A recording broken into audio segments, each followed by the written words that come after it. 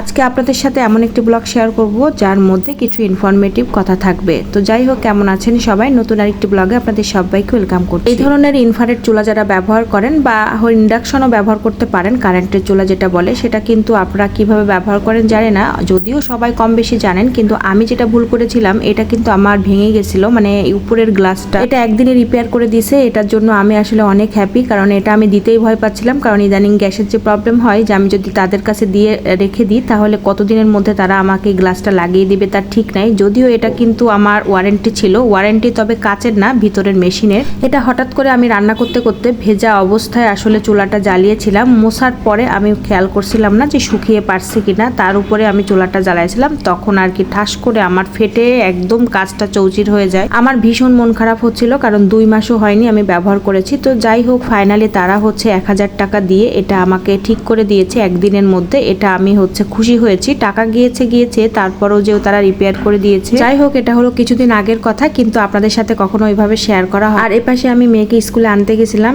কেমন যেন সারাক্ষণ গুড়ি বৃষ্টি, মানে কি যে একটা ঝামেলা হয়, ছাতা না মেললেও হয় না, আবার কিছুক্ষণ এভাবে যদি গায়ে পড়ে তাহলে গাটা না ভিজেও যায়। তো সেজন্য ভাবলাম ছাতাটাই মেলি। আচ্ছা, এটা হলো রাতের ভিডিও। তো রাতে আমি হচ্ছে রান্না বান্না করতে এসেছি। আজকে কি রান্না করব ভাবতে ভাবলাম যে কাতল মাছের আমার বড় মাথা আছে, তো সেই মাথা দিয়ে আজকে মুড়ি ঘন্ট রান্না করা যায়, অনেক মজা লাগে। আর অনেক দিন পরেই হচ্ছে কাতল মাছটা এনেছিল, অনেক দিনই খাওয়া হয় না, তো আসলে এর তো মাথাই বড়, মাথাটা দিয়ে যদি মুড়ি ঘন্ট না খাই তাহলে তো এটা সার্থকতা হবে না। তো তার জন্য আমি মুগ ডাল ভালো করে ভেজে ধুয়ে এখন আমি একটু লবণ দিয়ে সেদ্ধ বসিয়ে দিলাম, আর এরপরে আমি রান্না বান্না শেয়ার করব, আপনারা স্টেপ বাই স্টেপ দেখতে থাকেন। যাই হোক, চুলার ঘটনা তো আগেই, আর এদিন যে ঘটনাটা ঘটেছিল সেটা মানে আমি সারাদিন এত বিরক্তিকর অবস্থায় রান্না বান্না করেছি। রাতে অবশ্যই মুগ ডাল রান্না করতে এসেছি, কিন্তু দিনের বেলা আমি মাংসও রান্না করেছিলাম। আর একটা এমন একটা ঘটনার সম্মুখীন হয়েছি, সেটা হলো গ্যাসের, আমার যেহেতু প্রিপেইড মিটার, সেখানে হচ্ছে আমার অলরেডি গ্যাস আমার ভরা আছে, মানে আমি কার্ড পাঞ্চ করেছিলাম সেই দিনই সকালে, অথচ আমার সারাদিন গ্যাস নেই। তা আমি ভাবছি সব জায়গায় বুঝি গ্যাস নাই, এইভাবে চলতে থাকলো। সারাদিন খুব কষ্ট করে ইনভার্টার চুলাতে রান্না করলাম, অবশেষে সন্ধ্যার পর জানতে পারি সব বাসায় গ্যাস আছে, আমার বাসায় নাই। তখন কেমনটা লাগে আসলে, আমরা তো